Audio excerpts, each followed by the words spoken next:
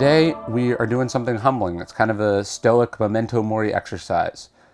None of us know how much longer we're going to be on this planet, but even if we were to live to the average age of a man or a woman in wherever country you happen to be in, that's a finite number. And that means you don't have an unlimited amount of time to get around to reading. So I was just sitting here doing the math. I'm 32 right now. Let's say I live to be 76. That's like 44 more years. At 50 books a year, that means I have 2,200 books left to read in my life. That's a lot. It's intimidating. And that's a pretty high pace. Let's say I'm reading 100. That's 4,400. That's a lot, right? And that might feel overwhelming. But when I hear that number, I go, I need to choose wisely. I need to take this seriously.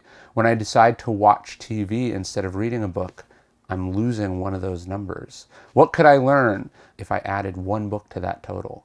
If I read it earlier, how many more years would I get the advantages of that lesson that I learned?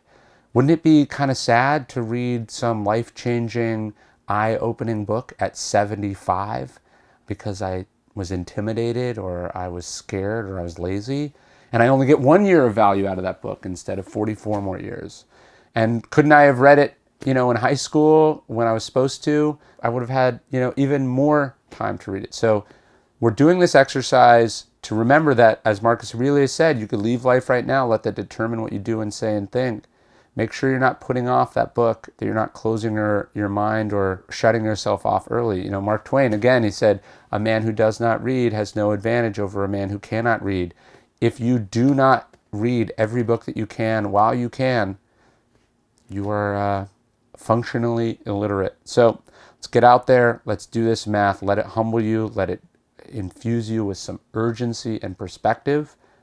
And let's go from there.